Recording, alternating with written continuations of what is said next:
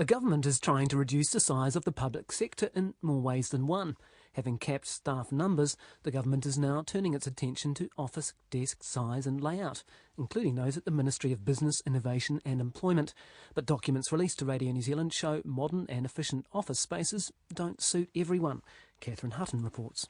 In 2 months' time, staff at 5 buildings from the Miinstry of Business, Innovation and Employment will move into their new home in Stout Street.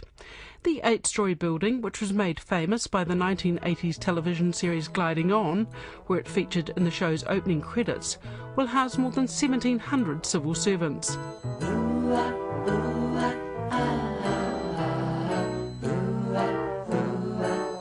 The show satirised a paper-pushing life of an office in the stores branch of a nameless government department. Fast forward 30 years and staff at the government's new super ministry are grappling with the idea of shifting shop.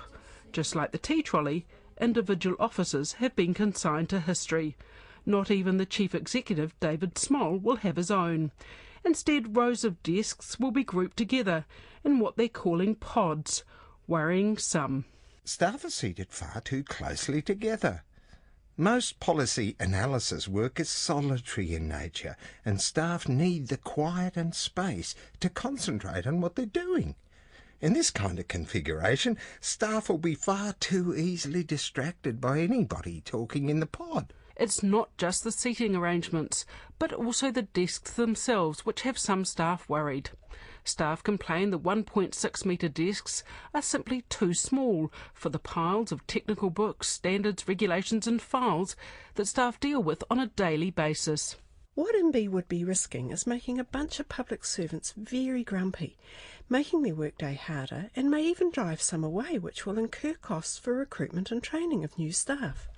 If you're truly seeking to be consultative, I'd encourage that change staff come and see what we do at resolutions every day and see the files we deal with. The lack of division between desks has prompted one staffer to complain about possible border issues, while another said this. Being in such intimate working conditions gives rise to a couple of problems.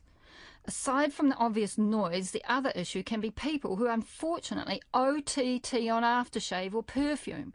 Unfortunately, my sinuses don't take too kindly to strong perfumes, which tend to irritate them and give me a headache.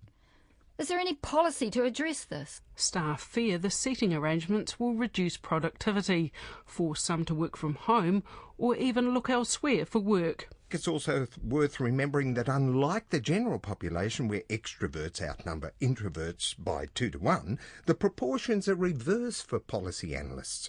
Most policy analysts need some private space in which to think and regather their energy. The Ministry says the new design meets government guidelines and estimates the reduction in building will save up to $50 million over the next 20 years. In a regular blog to staff, the Chief Executive David Small is enthusiastic about the building's design. The design intent for our new building is that we will be able to use the whole building as our work point, not just our desks. Recent advances in technology, particularly Wi-Fi, have provided the ability to work anywhere. With the increase in mobility, our desks will no longer be where we need to do all of our work.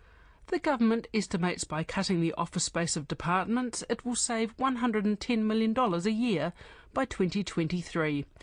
And for the record, Radio New Zealand's desks, while enormous, are ancient by government standards. For Morning Report, Catherine Hutton, Standards.